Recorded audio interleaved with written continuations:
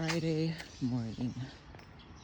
Fridays seem to come and go these days, and that's how I know that work's just been bad for me. It's like, could be Friday soon enough, and yet how did it become Monday again? Anyways, it's just thinking about like the whole perimenopause, and just thinking about like how I was on my period last week. And when I first had my period, it was so heavy. I was just like on the toilet bowl. And maybe one day I'll forget this info, because I'm noticing a little bit of the brain fog, a little bit. But yeah, like I had it in 5th grade. Oh my gosh, that was definitely too young. And it was crazy that this boy noticed that about me. That made it kind of embarrassing. But yeah, I always had to wear like the heavy flow one. And my first one was, I can't remember, 7 to 10 days or something crazy. Probably 10, because I feel like it was extra heavy, extra long. And I just thought, my God, if all these are like these, and I was just scared for the rest of my life. And it happened around the beginning of the month. So then at the end of the month, my period came again, and I thought, yeah, I'm screwed. This is like the rest of my life. It's horrible. Like, I mean, even if it's not the full rest of my life, it's gonna be what feels like half of my life. And so I just thought, what am I gonna do for school? What am I gonna do for work? What am I supposed to do? My family doctor at the time, all she could do was prescribe me Advil. When I took Advil, it lessened it, but it kind of almost stopped the flow too. I don't know if Tylenol would have been better. I tried Midol at some point. I think when I did Tylenol, I prefer Advil over Tylenol generally. And I can't remember if I ever took, like what my effects were when I took Tylenol on my period. I think I just kind of remember Advil was better for the cramps, and because man, my cramps were horrible, and the clots and stuff like that. Yeah, and I didn't even know what was normal, what wasn't normal. It was just sort of based on like my mom telling me she had something similar, and then eventually I started talking to some friends, and my 2 best friends from like one from elementary, junior high, and then the other one from high school, college. So both of them are so fucking lucky. They have like 3-day ultralight, no symptoms. Like, dude, how do you hit the lottery jackpot like that? You know, I don't know. And when I tell them, they're just like crazy. When they see my pad, they're just like, what the heck? Because one of them asked like, hey, do you have an extra pad? And she's like, what is that? Why is it so thick? It's like a diaper. Because they're just using a little skinny one. So yeah, I never had other people to talk to, and the doctor didn't really do much. I didn't know about gyno back then. I wasn't like sent to the gyno. And you know, even to this day, just nothing. And I don't know, I guess it kind of got better like as I kept aging more and more. And so by the time, you know, I did go to doctors, to them it's just kind of normal, I guess. And I guess by then my period had more so normalized, because back then it was like, okay, I could have 2 in a month, I can have every other month, every month, every other month, every 2 months, every 3 months, and then just any array of that, you know. The 3-month one scared the shit out of me. I know people are just probably like, oh, that's so awesome if you just get it every 3 months, but it's like, no, that's total murder scene right there. I just, yeah, to me, I was almost like praying like, okay, if I get it every month, it's not going to be as bad. It'll be, quote, lighter, you know. So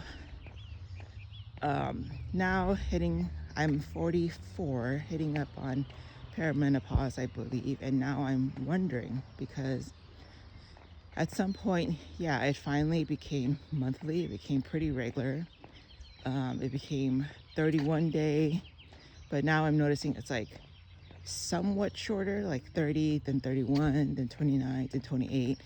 And every now and then when it does fluctuate, it just kind of stays between the 28 to 30, 31-ish days. So, as I'm doing all these research and stuff, and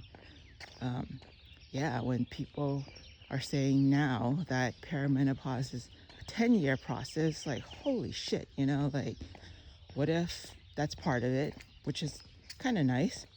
Now, the other part is, like I mentioned, I got the big C and I started eating healthier. I started trying to move more, especially walk more.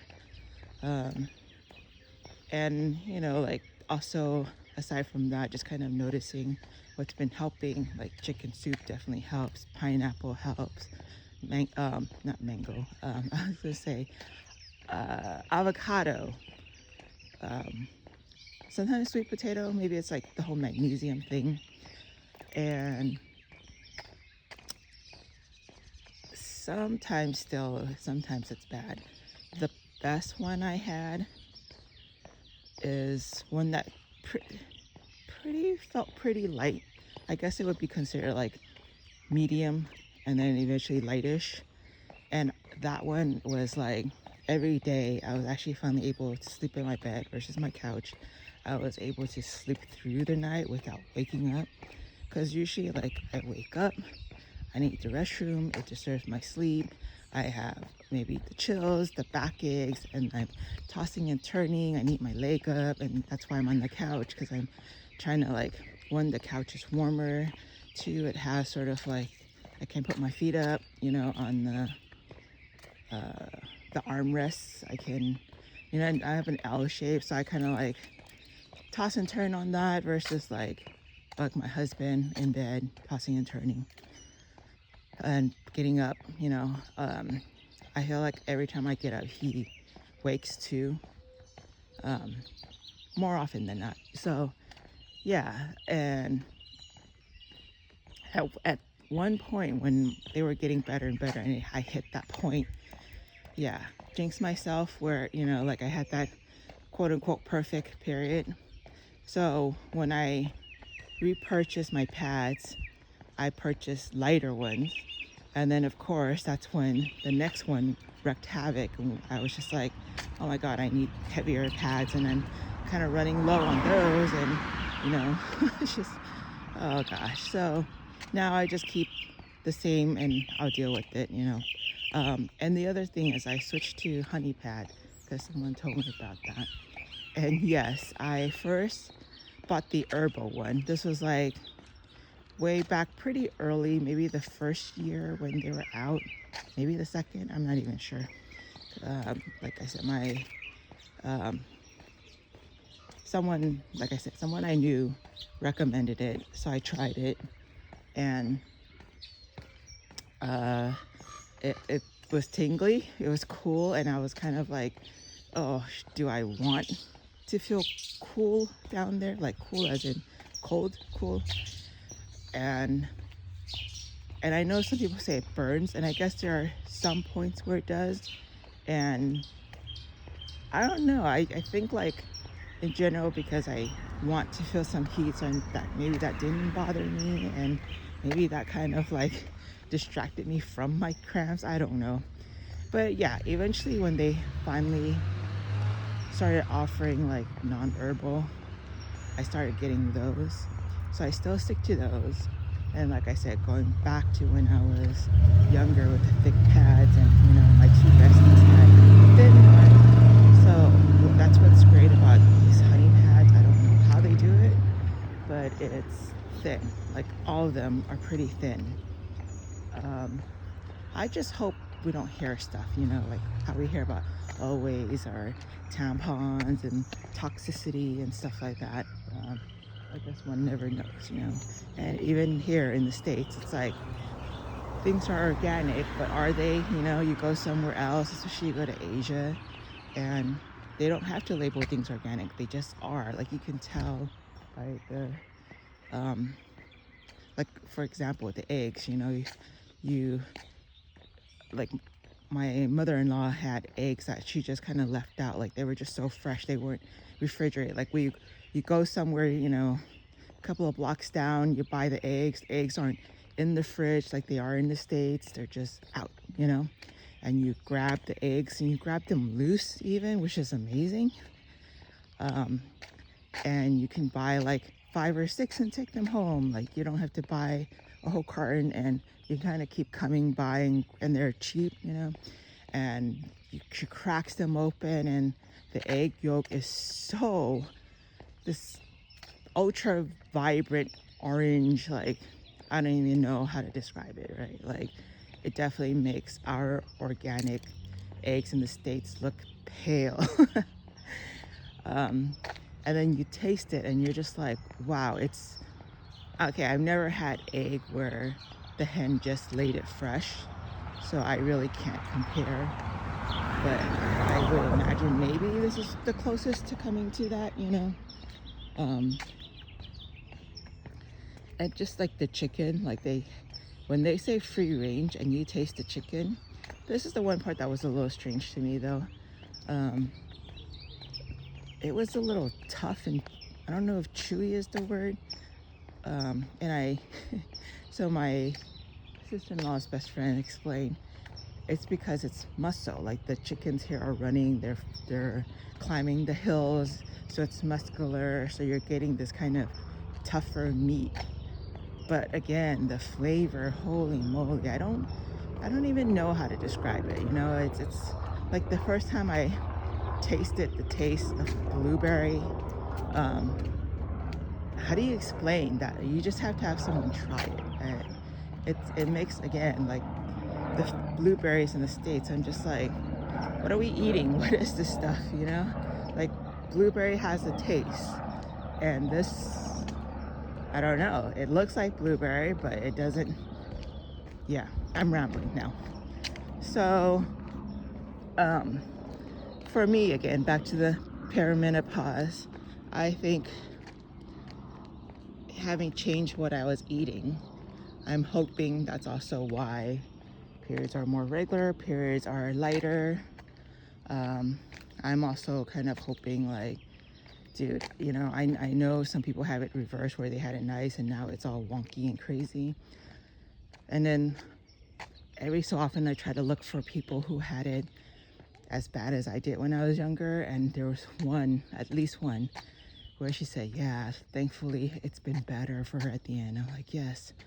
And you hear about some people saying, oh, it lasts a couple of years, this irregular period for them towards the end. And then you hear someone that says one day it was just gone, like, just like that. I pray that for me. I pray that for everyone. We all kind of deserve that, right? After how many decades of periods? Oh my gosh. But yeah. So the other thing, like I said, that I notice is like tiny brain fogs. But I don't know if it's also work, because work burnt me out so much that it's like I couldn't recover. And on top of which, I'm going uphill again, by the way, huffing and puffing. Just dealing with, like, my mom, like, knock on wood, she's okay, but still, it's like my brother not being there, and it's me. She doesn't really want the relatives. She doesn't really want my husband to help. And even my husband's feeling burnt out by her. And just imagine, it's only in recent years that he helps, if that, and it's more like he just helps with grocery versus the full on. And I get that that's not his mother, but it's a taste, because he kept saying, like, where it says his family is like, his sister and parents are traveling right now, and his sister reports back that, yeah, their dad is slowing down a lot, and his health, it's tearing. Like, I know the last vacation he caught a cold and it wouldn't go away. It was almost like he caught 2 colds or something. And he was always the fastest walker, and At this point, he was almost the slowest walker. So, and then she said he's gotten worse from that. And that was like November. So, oh dear. But yeah, since my husband's not working right now, he's like, if knock on wood, if anything happens, he's just gonna have to take off and he's gonna have to go take care of her and or him. Sorry, both, whichever. And I just kind of was like, his whole life has been lucky, and now he's finally realizing that. As I mentioned in a previous one, where especially if his guy friends mention stuff, then he'll finally believe it, which sucks that there's a little bit of the male ego that kind of puts down, like I knew this a while ago too, you know, where he used to be like, his sister doesn't have a job, she doesn't do anything. But now that he's a quote unquote house husband, he's like, this is a lot of work. I'm in the kitchen and I'm busy all morning and I finally get to eat my lunch. I finally get to relax. It's like, yeah, but imagine that's without you having to do stuff for me. That's without you having to do stuff for the kids we don't have. We don't have pets either. You don't have like your parents here. So again, like for me personally, I've been doing this for so long, you know, and I mean, I'm sure he loves his mom more than my mom, obviously. So if that day should come, you know, he'll be better. But even with my mom, he's always asking like, what do I do? What do I do? And it's like, you know, if I'm driving, like when we go to urgent care, if I'm driving, I'm going to have to drop her off. You're going to help her get to the ER and check her in and stuff, you know? Just a lot of these little things. And I suspect that if that day should come, his parents are going to probably be flustered at having to tell him. I know he said his dad thinks of him. Like he thinks of himself as the black sheep, as the loser, compared to his older sister and younger brother. And his dad's constantly worrying about him and checking on him, like instructions with him. So yeah, maybe he kind of got lost in that. Like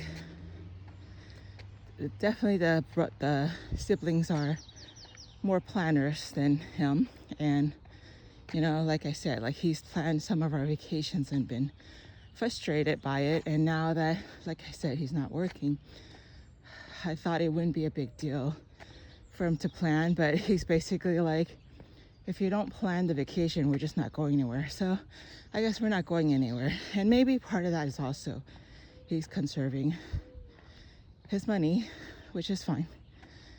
Such is life. You know, like I said, I grew up without all that. Like my first trip was a while after I got graduated and finally got like a quote unquote stable job. And then even then it was just more like an East Coast tour. So nothing too crazy, you know. And that was probably just before my 30s. Maybe, you know, a couple of years just before that. So it's been a while since I first traveled. And then I think it was still another couple of years before I finally went to my first overseas. And that was thanks to someone. But yeah, and when I've traveled with him, yes, he's planned it. I know he gets frustrated, and I don't know, I think like if he could kind of, it sounds dumb, but if he could kind of like guide me on what his process is. But he's a horrible teacher and he knows that. He's very impatient. He knows that now. He used to think I was, but then when he started teaching, he gives up so fast, like, and he would just like, don't ask me, you know, which is like his first approach to teaching was, hey, ask me anything. And I'm like, that's not how you teach. You gotta teach by starting with foundation, at least for me, you know, because how do I know what to ask? You know, it's like you gotta lay something down, teach me something for me to then have questions. But anyways, so yeah, back to all this stuff with aging and caretaking and health.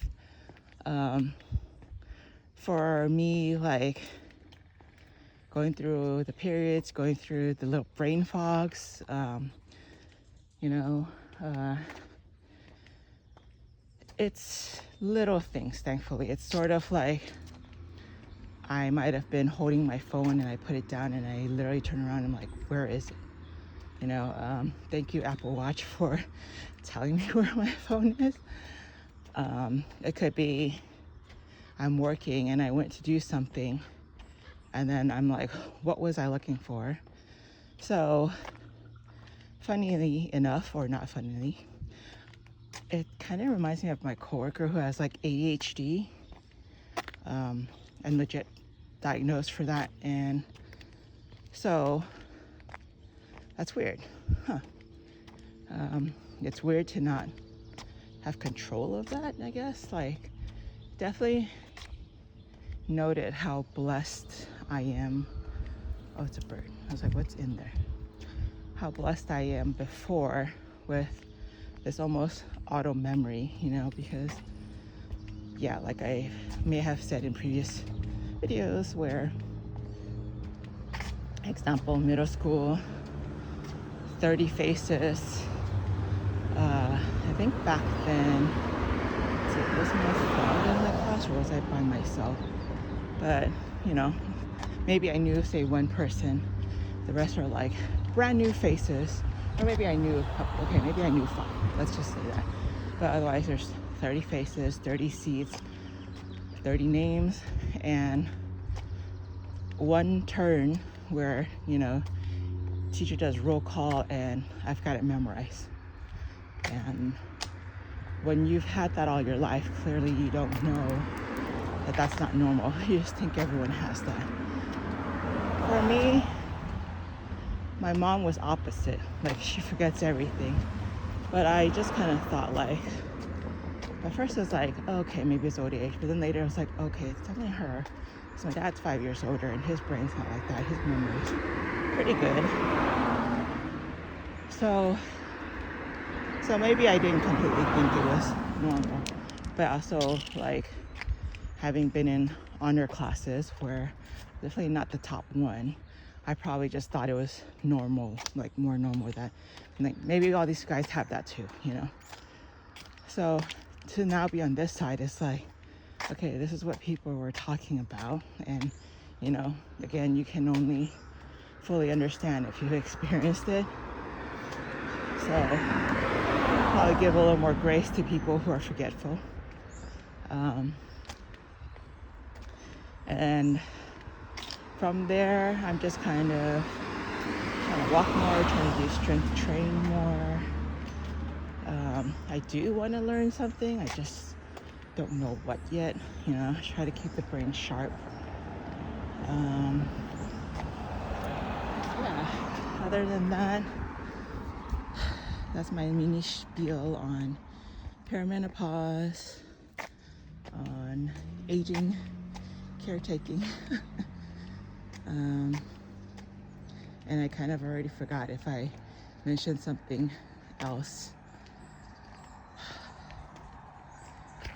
And was there any, yeah, I feel like I've reached that point where, you know, it's time to end the video because I'm like, what else is there to talk about? All right, bye.